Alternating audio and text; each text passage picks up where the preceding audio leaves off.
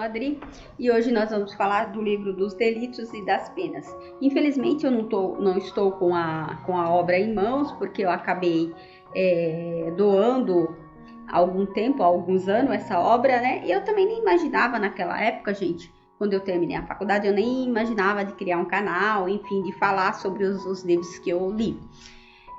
Mas, de qualquer feita, leitor, não estar com a obra em mãos não vai dar impacto nenhum para eu estar falando desse livro tão maravilhoso e tão importante, que é o dos delitos e das penas de Cesare Beccaria. O pessoal aí do direito, os estudantes, com certeza já conhecem o livro, estão estudando, já leram, enfim. Mas esse livro, gente, como eu costumo falar sobre os livros de direito, não é um livro só dos estudantes, acadêmicos, enfim. É um livro, gente, para todos nós que temos interesse de conhecer um pouquinho mais o direito, né?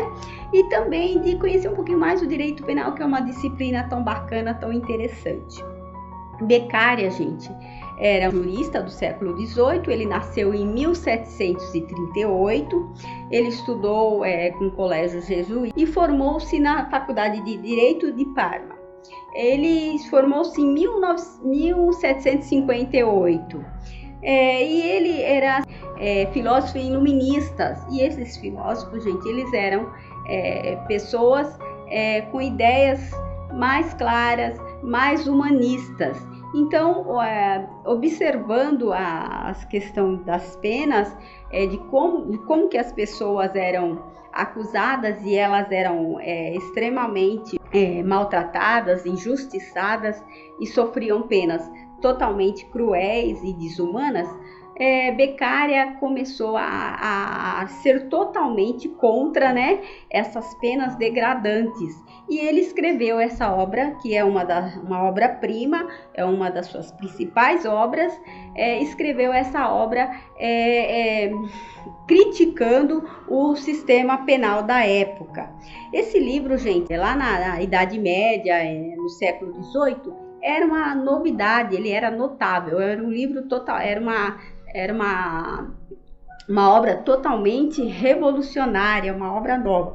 Cá para nós, agora, no nosso tempo, não, isso parece ilógico e bastante comum a gente combater essa questão de penas cruéis, degradantes e desumanas, né? Porque hoje nós já temos aí os direitos humanos, nós temos uma outra visão, enfim, gente, mas naquela época não era bem assim. E Beccaria, gente, ele foi bastante combatido, principalmente pelos inquisitores, os quais ele criticava veemente. Ele era totalmente crítico em relação, leitor, à Inquisição. Para quem não sabe, gente, a Inquisição, ela foi formada pelos tribunais da Igreja Católica, né, os quais acusavam e puniam pessoas que eram contra as suas normas. Beccaria era totalmente contra a pena de morte, totalmente contra os julgamentos secretos, ele era totalmente contra aquelas penas degradantes, horrorosas, que a gente assistindo aí nos vídeos, a gente vê aquelas penas horríveis da Idade Média, né, gente? Graças a Deus, no nosso tempo não tem mais isso. Mas, enfim, gente, ele era totalmente contra isso, e a sua obra, ela vem tratando deste assunto, vem revolucionando toda essa situação degradante e desumana e cruel que eram cometidas naquela época, muitas injustiças, enfim. Para Beccaria, era importante que a lei fosse clara e objetiva. Para o jurista, as pessoas deveriam conhecer a lei, que assim menos crimes seriam cometidos.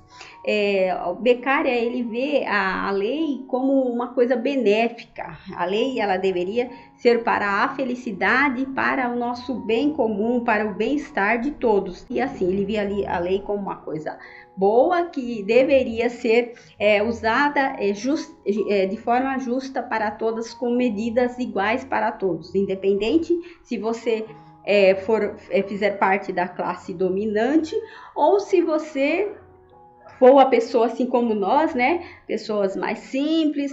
A lei, ela deveria ser igual para todos e não tão diferente como na época eram, e as pessoas sofriam injustiças horrorosas, e ele era totalmente contra isso. Ele também era contra, leitor, a visão do juiz, porque ele achava que o juiz, ele às vezes fazia o papel de tirano, os erros judiciais que não nos deixam mentir. Aqui no canal, gente, falando de erro judicial, tem um vídeo falando dos irmãos na... E o Sebastião?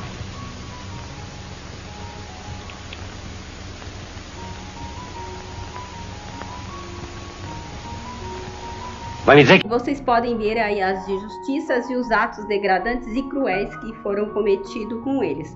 Voltando para o nosso livro do Delito das Penas, Beccari achava que o juiz ele deveria ter uma visão racional da lei e não emotiva, porque para ele a emoção traz a vingança. Para ele queria que fosse uma coisa assim racional, uma coisa fosse algo bom, benéfico. Voltando para o nosso tempo, gente, parece que nós ainda vivemos aquela situação degradante, cruel, que a gente vê os presídios lotados e a gente vê muita injustiça, mas tem muitas diferenças, gente, porque o sistema penal ele foi totalmente revolucionário, ele mudou muito e mudou para melhor. Então hoje, se acontece alguma coisa degradante, desumana, os direitos humanos vêm em cima, e a mídia, e a gente tem todo um aparato, né, um escudo, o qual nós podemos nos valer e podemos estar utilizando para melhorar o nosso sistema. Então, esse livro, essa obra, ela é realmente extremamente importante para o sistema penal, revolucionou, mudou totalmente, e é uma obra, as obras que o leitor, principalmente o estudante, o acadêmico de direito, precisa conhecer, precisa ler, fazer seus trabalhos, enfim, gente. É uma daquelas obras que você não só lê, mas é uma daquelas obras que você pratica, que você deve praticar, não é, leitor? É um daqueles livros extremamente importantes para o nosso sistema jurídico. Mas não é uma obra jurídica, gente, que aparentemente parece que é uma obra jurídica, né, leitor? Mas não é. É uma obra filosófica, só que da filosofia jurídica. São 27 capítulos falando sobre vários assuntos referente às penas do apenado, o acusado, o juiz, enfim. Mas não como eu disse, né, gente, voltado mais para o direito, e sim é uma obra filosófica, uma obra extremamente interessante, maravilhosa de ler. Tem várias versões, né, gente? Lógico que tem aquelas versões mais antiguinhas que dão um pouquinho mais de trabalho, mas hoje em dia a gente tem umas versõezinhas mais leves, mais tranquilas. Era isso, gente, que eu queria falar para vocês sobre esse livro magnífico, esse livro que foi bastante importante para o nosso sistema penal e o direito como um todo, né? Mas é uma obra filosófica, gente. Era isso que eu queria falar para vocês. Tchau, tchau, e até o próximo vídeo.